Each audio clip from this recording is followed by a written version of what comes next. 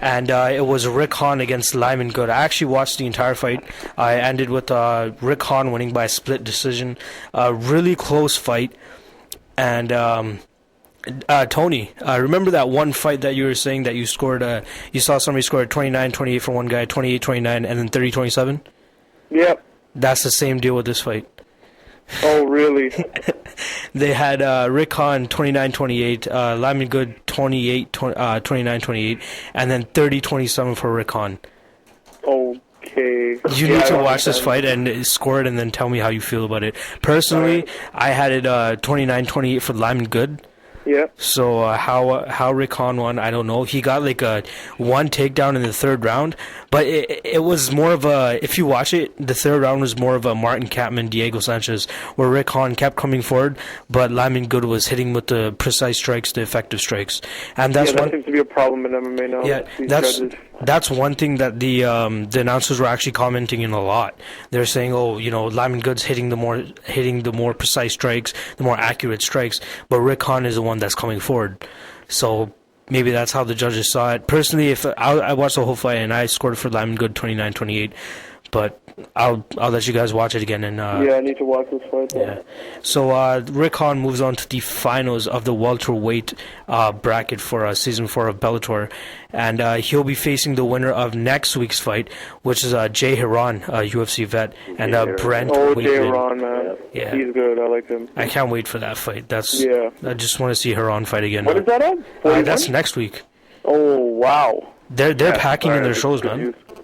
They're packing in their shows. I know. It's the same day as Strikeforce. And Ben Askren's actually on that one, too. Oh, wow. I actually have not seen a Ben Askren fight, but I've heard a lot of good things about this guy. Yeah, he's facing a veteran in Nick Thompson, if you remember him. Yep. So, he fought at Dream, didn't he? Yeah, he fought at Dream. He just fought at Dream. Yep. Oh, okay. Yeah. I don't remember him, though. He fought Kawajiri, didn't he? He fought Kawajiri.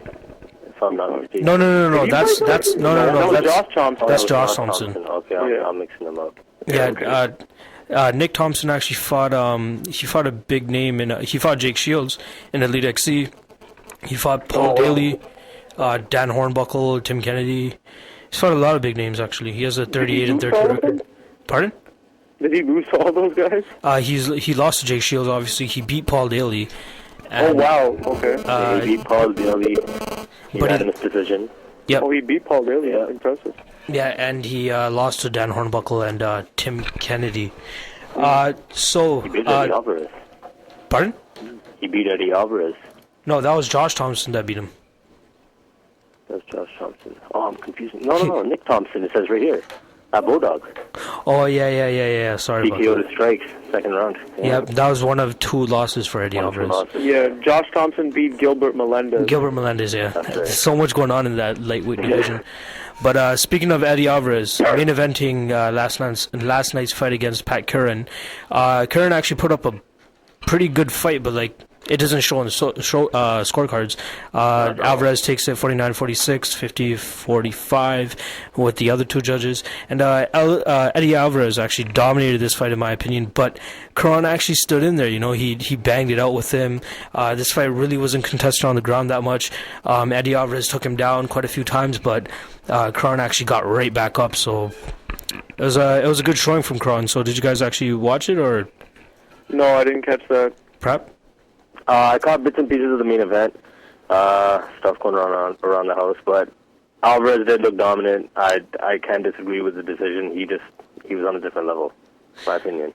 Curran did put up a good fight, but like you said, it's Eddie Alvarez. I don't know why he's not in talks for, up as far as pound for pound goes. He could be in top 10. I don't know. I believe. They say they already have him in Sherdog and a lot of these other rankings already have him in top 5.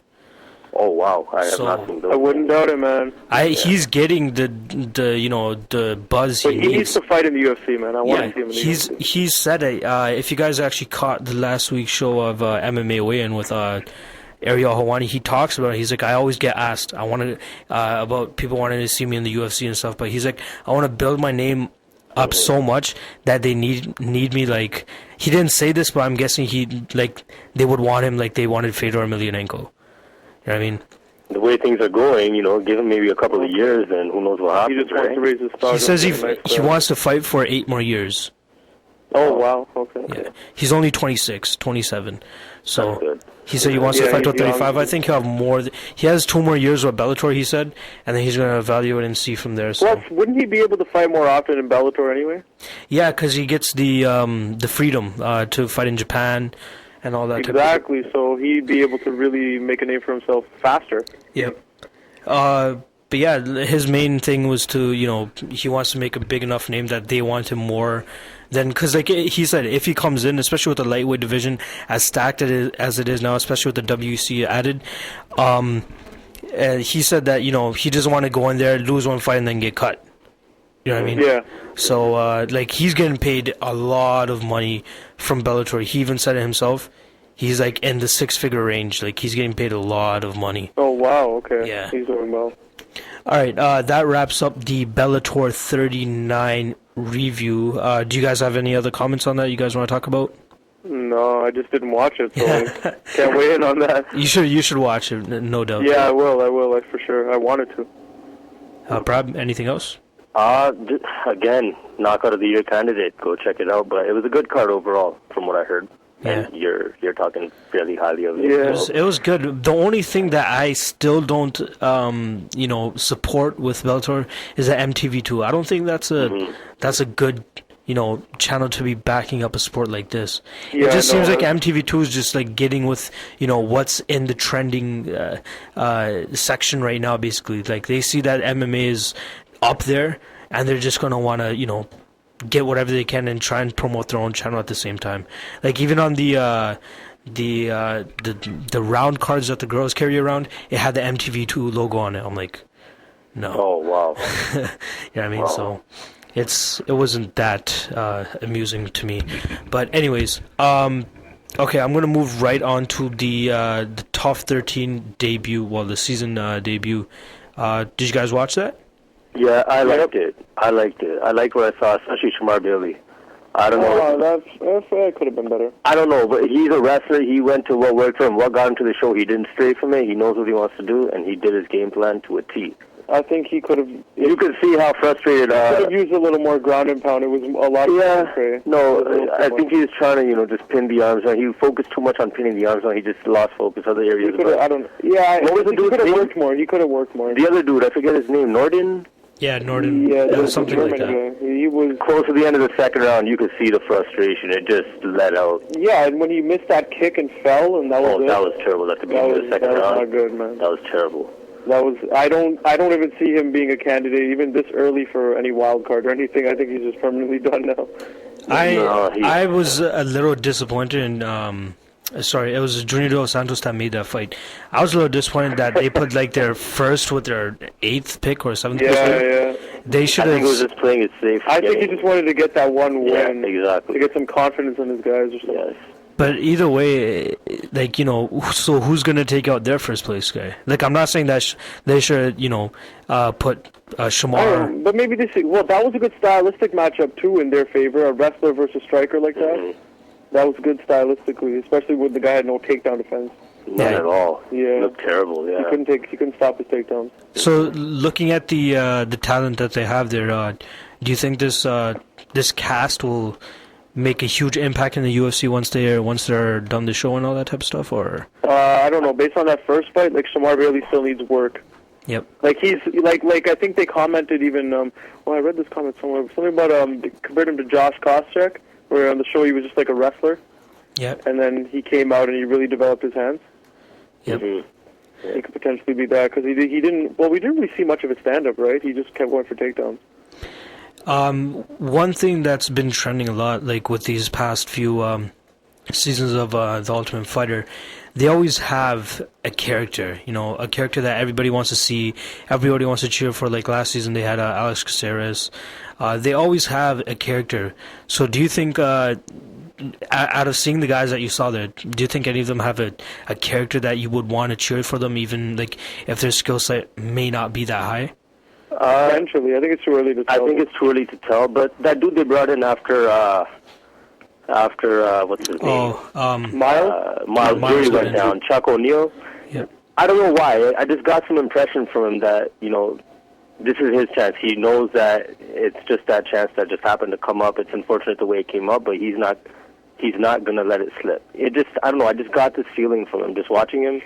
I don't know. I don't know what it is about him. I know what you're talking about, and I have the same feeling. Like, I actually want to see how far this guy goes. Chuck O'Neal. O'Neal, that's his name. He seems pretty big. Yeah, he looked like a big dude compared to the rest of them. Yeah. So seeing the two coaches, Junior Dos Santos and Brock Lesnar, it seems like you have like opposite sides of the spectrum right here. You have one, tough coach that wants like really pushes his guys, and then you have Junior Dos Santos obviously being all friendly and all that type of stuff with his guys. Which coach do you prefer? Which coach's style do you prefer more, and who do you think is actually gonna like take their coaching and win the Ultimate Fighter? Well, one thing that I liked in the first episode was they pointed out how Brock was more about the conditioning and strength training, or he was looking at the fitness levels of the guys, and Junior Dos Santos was actually looking at how they fought. Yeah. So that, I think, was much smarter on Junior Dos Santos over Brock Lesnar, right? Yeah. I know cardio is a big thing, but you should also kind of see like how well they fight. Yeah, it looked like Junior Dos Santos was looking for guys that can actually just finish fights. I mean, yeah, exactly. He was definitely ranking them, and I think he chose a better method, personally. Yeah, I like what Junior did. Brock talked a lot. Brock tried to get to the mental side of each guy, I guess. I don't know, I think that's what he was trying to see, who has the will or the heart or whatever. But I like Dos Santos. Dos Santos was physically, working these guys and seeing what they can do and how they can go. And it's his dude that got injured as well, is it not? Oh, no, sorry. It was Brock's. Oh, sorry, it was Brock's. Yeah. Okay. So whose coaching style do you guys favor more, though? So it would be Junior Dos Santos. At the moment, yeah. Who are you guys cheering for? Coach-wise or fighter-wise? I've never really cared in terms of the show. I really never. I really don't care which coach ever wins, because it seems that after the show ends, it's technically not over, but no one really cares anymore. You know what I mean? Yeah. Like, who cares like what coach wins at that point? So it's never really been a big deal. I really don't care who wins that, but in the fight, I'm going for Dos Santos. So, like, how they usually have, like, I personally felt like a connection, like, when, especially Tough 10 with Rashad and Rampage. I always found myself cheering for Rampage's guys, even if I liked Rashad's fighter. So, like, do you guys have that type of feeling going into this? Or, like you're cheering for Lesnar, yeah, like you're cheering for Brock's guys to win, but you think Junior Dos Santos' guys would beat him. Like, do you get what I'm saying? No. I kind of get what you're saying, and you know what? I have that sentiment with Junior. Especially, he just seems like overall just a good guy and a fun coach to work with, and he just genuinely seems to, like, I don't know, like training with these guys, and I don't know, it's just Junior's, overall, he's just a character on the show. I don't know how to put it, but he just seems like he has a fun time in there. Brock just seems more down to business.